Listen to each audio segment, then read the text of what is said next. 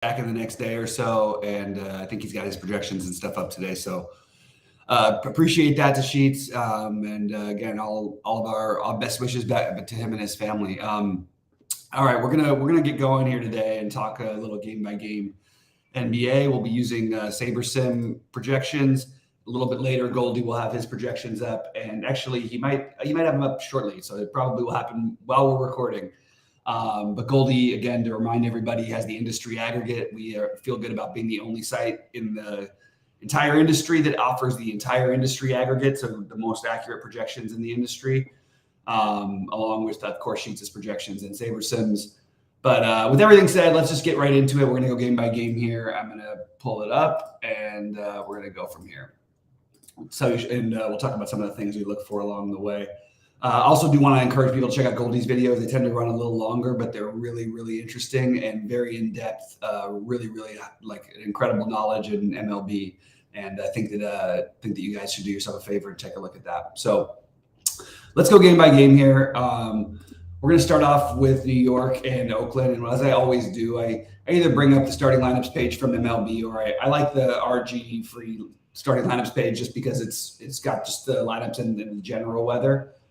Not ideal hitting conditions in New York. You got a little bit of wind blowing in from not much, but a little bit from right center, and at 64 degrees, but not terrible. It's still Yankee Stadium. And right off the bat, I actually think that I'm in Schmidt's on my list because he's this cheap. It's the A's, and we know he can sort of back his way into a decent game. So he's on my list. I'm not maybe as interested as some other people are. The Yankees kind of broke out a little bit yesterday. The stack today is going to be fairly low owned enough for me to definitely take a look back at them again today. We also have, let me just make sure I'm right about this, because we should have Judge back in the lineup, but I don't see him on the list. I thought he was going to be playing today. So let's see who ends up playing for the Yankees. We should have that stuff earlier, well before lock. But either way, it's going to be hard for me to ignore them. I definitely think against Rosinski and probably the worst bullpen in baseball, that they make a lot of sense. I also don't mind getting to some A's. I don't think that you need to stack them because they don't walk a ton. The Yankee bullpen is really good. But I do think that, at these, again, they're still reasonable prices. You've got some speed here with Ruiz. Laureano's questionable, but with him as well, he hasn't run as much this year. Noda, we've seen some of that power early in the season. Langoliers. There's a lot of guys, and Brent Rooker probably being the best option. I do think this is an interesting spot to take, maybe a mini stack. But I do think that the Yankees are going to be the more of the priority for me in this one. And some of that will depend on if they get Judge back in the lineup. It's not just about having one extra good bat in the lineup, or maybe arguably the best fantasy producer, certainly the best fantasy producer last year. But you also get the fact that he takes a lot of pitches, he keeps the lineup moving. Another guy who walks a lot, so makes the whole stack seem a little bit more appealing, even though it does make them more expensive. Boston, Atlanta. Look, it doesn't seem like the right matchup for Pivetta. It's 83 degrees with the winds blowing out 11 miles an hour. Both these pitchers, when they're on, can get there. I have Morton on my list for sure. I know it's the Red Sox. I know they don't strike out a ton. And you're going to get no ownership on Morton. It's great hitting weather, so I think you could certainly take bats from both sides in this game. I'm a little probably higher on Morton in general, even though I know he hasn't looked quite as good. I still just believe that he's going to round into form. He is getting older, but I do believe that. And Pivetta, a wide range of outcomes pitcher that we've seen the good and the bad from in the past, but I just think this is a really tough matchup for him in Atlanta, and I am going to be high on Atlanta. The issue is, based on the size of the slate, these are fairly chalky numbers, but I still think you're going to have Atlanta as one of your stacks if you're multi-entering.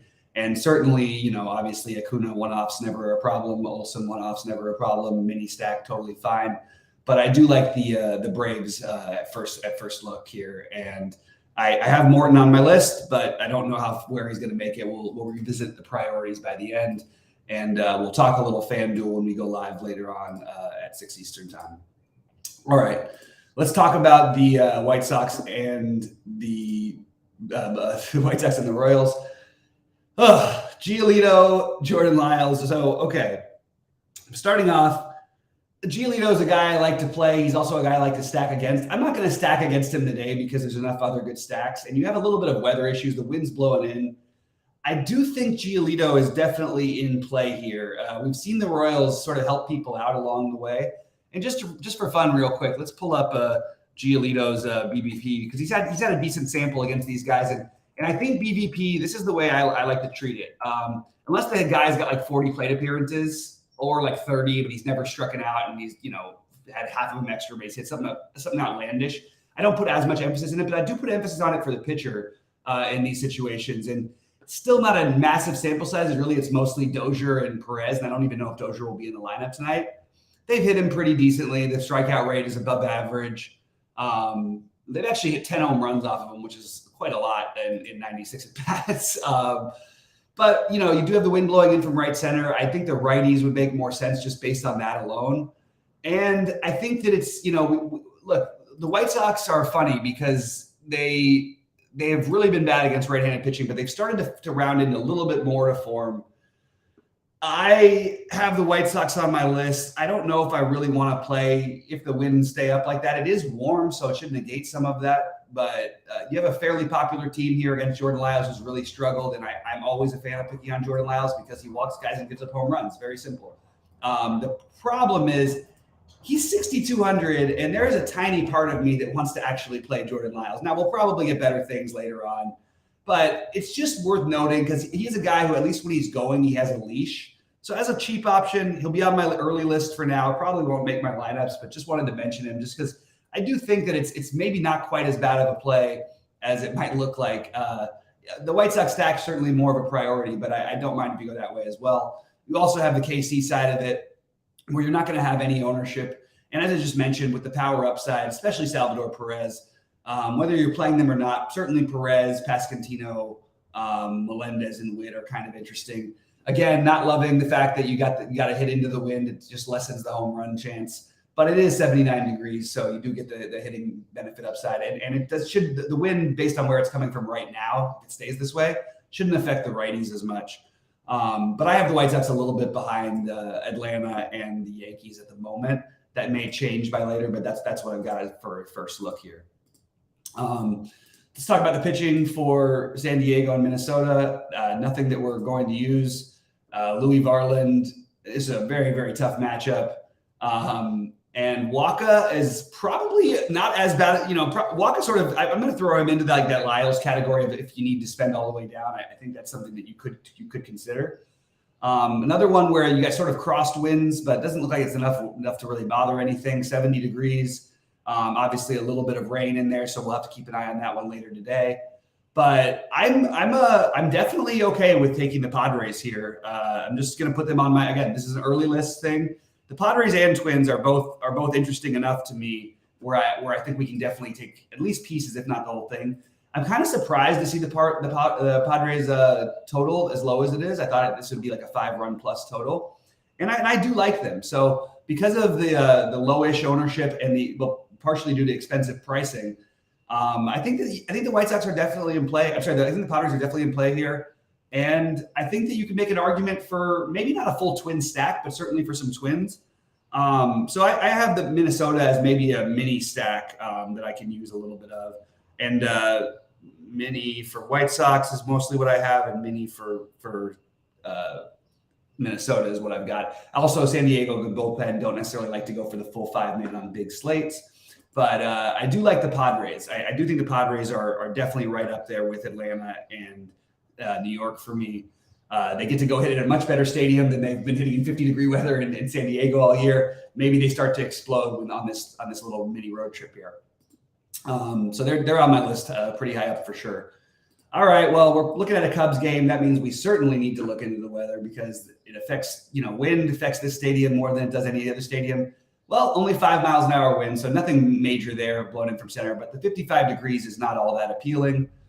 You also have two decent pitchers, guys who are just capable of certainly getting through a game without giving up a ton. And St. Louis has been a very, very hard team to want to bet on. They've just been so bad. I don't remember ever seeing the Cardinals this bad. They just are one of those teams that you always sort of pencil in for like 85 to 90 plus wins. And they've been really bad.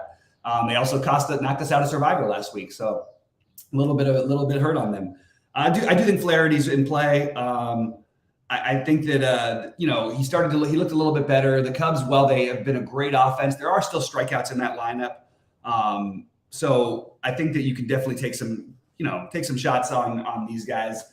I'm not really that interested in this game from a hitting perspective, and I think even Flaherty may be a reach, but I think that he has the ability to potentially get through this Cubs lineup, and you might see one of those 5-inning, 8K kind of a games. Maybe gives up a run or two, maybe 6 innings if you get things going your way. But I certainly don't mind it. All right, let's get to my Dodgers in Milwaukee. For me, this is going to be what are we thinking here? Because I actually think that both of these offenses certainly make some sense. You're obviously playing in a good hitter's park. You see the run total projected for 4.9, 4.6. SaberSim has it at 5 and 4.7. I think that this is a mistake on Peralta, so don't worry about that. He pitched yesterday. But against Lauer, lefties like Lauer actually have had, decent results. And I'm actually going to do a quick look at Eric Lauer because he's pitched against the Dodgers probably more a few years back when he was in San Diego. But I want to see his BVP just to see if there's anything to take anything from, whether it be stacked against him or not. 116 is a pretty good number of plate appearances. Not a ton of home runs off of him. Decent walk rate at 10 walks, and he's had a reasonable strikeout rate. But again, a lot of it's mostly heavily focused on Chris Taylor. Take Chris Taylor out, his numbers look a lot better. I think that I'm okay with both of these stacks today, the Dodgers and Milwaukee. I'm higher on the Dodgers than I am Milwaukee, but I certainly don't mind Milwaukee. So they are definitely going to be on there for me, probably more as mini stacks than as full stacks. I don't think Lauer is quite as bad as people think, but I do think the Dodgers, just against even an average pitcher, have the ability to explode, and especially, again, bump up in a better hitter's park than they are at Dodger Stadium, at least early in the year. And Syndergaard is just not – Syndergaard is, we want to look for stolen bases off of him. He's one of the worst guys in history of baseball at holding runners on, and it's gotten only worse this year. So Yelich, even like Bryce Turang down at the bottom, Jesse Winker, all of these guys could steal bases, and there's some power upside, especially with those guys as well. And I think that they're going to be very low owned. Whereas I think you're going to have the Dodgers with quite a bit of chalk, especially Mookie and Will Smith. I like the Dodgers fine, but I sort of feel like both these teams are probably going to make it more as mini stacks for me. I might consider a full stack if they move Trace up in the lineup and maybe you can get it more affordably. But I like when they play the lefty. I like playing the lefties against lefties, especially Muncy, because his power numbers don't change, career-wise all that much. And who knows how long, if things are going right with your stack, they're going to get Lauer out. So Dodgers, Milwaukee, mostly going to be a mini stack for me on both sides, but I certainly don't mind if you want a full stack either team. A lot of options today as far as stacks go, without any one that I feel like, oh, that's the one I have to play, at least not one we visited yet. Pitching for Atlanta and Houston. Okay, so we've got Ohtani at crazy high ownership against Houston. Okay, I am on board as Ohtani is awesome. He'll make some of my lineups today. Do I really want to play him at 50% ownership against what is still I know they haven't been good, but it's not like this is a bad offense. You still have a 3.5 run total. There's actually very little run difference. And would it be that shocking if Framber Valdez put up a better game against the Angels than Ohtani against Houston? Absolutely not. So I actually think you could consider Valdez as well as a potential spend up. It's a little too much for Valdez, and Ohtani has the higher ceiling. So just kind of funny seeing one guy, 45% owned, the other guy 3% owned, or Goldie's got him at 35 and 3. I just don't think that it happens often enough to where you want to play Ohtani at, if it ends up at 40 plus ownership. I think you want to, limit that to smaller field tournaments, things like that. Because I don't think that there's enough. He has to put up 30 something for you to even be great. And even if he's really good, he doesn't even need to put up 30 in this matchup. He also is not necessarily playing for the win because you got two really good pitchers on the mound. So I do like Ohtani, but I don't know. I'm probably going to be in under that, 35% ownership or whatever it ends up at. even though it's always he does have a monster ceiling, so it's kind of a scary fade. But I just feel like there's other ways I can go and get a little bit lower ownership. I like both pitchers in this game for upside. I always get nervous a little bit with Heaney for good reason. If you wanted, this may not be the right stack to go right day to go ahead and take the other side, but we've seen him just get so lit up at times. I think that there's a reasonable case for maybe taking some Seattle pieces. Suarez would probably be my favorite. But you've got some other guys too. I mean, Suarez depends on where. If AJ Pollock was up in the lineup, which sometimes they do, I don't know if he will be today. That might be something. Ty France hit a home run last night. Nice to see. He's reasonably priced. Suarez, France, Rodriguez. I just want him to start hitting again. He's been pretty bad this year. And yeah, I have both pitchers as totally playable. I would like Heaney a lot better if he was like sub 10% owned here. I actually wish he was like 10K and like 1% owned, because his rate, he's another guy who can put up 30 plus, and he also could put up like -15. Like, he just is a really, really high range of outcome pitchers. I like the matchup for Kirby. I'm a big Kirby guy. I like the Seattle's young pitchers in general. I'm always going to be a little bit overweight on them. So I definitely have Kirby a little bit ahead of Heaney right now, but I am going to make sure to get some Heaney exposure. It just depends on where his ownership falls by the end of the day. Doesn't feel great about playing him as fairly chalky when he has such a wide range of outcomes, but he's such a good strikeout pitcher. Even when he gets hit, sometimes he still gets there. Arizona and Miami, sort of a bullpen-y game. Oh, no. It's fat. So this is I've got to do a little more digging, and I'm pretty sure this is the guy who, we just saw the other day, and he didn't. I got to double check Arizona starting pitching, because they have the one kid who's the prospect, and for some reason the name is escaping me right now. I can't remember if this was him, if this is him. So I have to revisit this one later today for the Arizona pitching side. The roof is going to be open in Arizona. Always more fun to play when the roof's open. Luzardo, I actually have a little bit of respect for as a pitcher, but we might be considering the Arizona pitcher. I just need to do a little more digging and make sure that I've got my numbers right. Usually pretty good with this stuff, but when I'm hosting solo, can't really bounce between screens as often because I don't want to leave dead air out there. Anyway, yeah, this is basically at the moment going to be a pitcher's a no play game for me. But look, it's Arizona. It's going to be hot, and I'm okay with some of the bats. And let me look into the Arizona pitcher, and I'll talk more about Miami on the 6 Eastern show, because I need to just do a little more digging, because I thought that was the guy who was the top prospect, but some names kind of jumble this early in the morning. All right, San Francisco and Washington. Logan Webb is, I think, a very, very good option tonight. Just a really good real life pitcher. How many times for some of these bad teams, it feels like they kill our chalk pitchers quite a bit, or at least semi-chalky pitchers. They got to Descalfani last night pretty early. And look, this is let's see the temperature in it. It's 57. I always like to say San Francisco, I like to wait till it's 60 degrees. That's close to 60 degrees. It's going to be hard to argue against a San Francisco stack because it's Patrick Corbin. The problem is they're going to be popular. The problem is the guys like Austin Slater, Wilmer Flores, they may not, David VR, these guys are likely going to be pinch hit for at some point during the game. And you're only getting 2 or 3 at bats from a lot of fairly chalky plays. So I like San Francisco, but I think that it's a pieces situation. It feels very strange on a 10 gamer to have them as the highest owned team. I'll look at Goldie's ownership. Look like he's getting that fine tuned. He's got him a little lower, seemingly a little bit more playable. For what it's worth, I do still think a mini stack, even if you don't stack the game, is very viable. I think Joey Bart will play JD Davis has been playing against righties as well. He's been hitting the ball well. I love Mitch Haniger. I don't care if he's had some early season struggles. I'm still a big on him. Even though Slater and Flores are 2 guys I love to play against lefties, the problem is just how many at bats are they going to get? So it's a little tricky. Conforto usually plays lefty-lefty. We probably won't get this lineup out till later, so I'm going to guess the ownership may end up a little lower if it's another one of those where they release it at like 7:30 Eastern like they did last night. But I still think you're going to see pretty high ownership on these guys tonight. So just a matter of how much of that you want to play. Even if you're not playing a stack, I do think getting some pieces against Patrick Corbin, who basically always is giving up some home runs and plenty of runs, I think that's totally reasonable.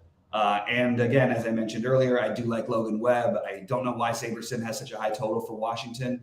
And I think the 3.2 number seems a lot more likely to me.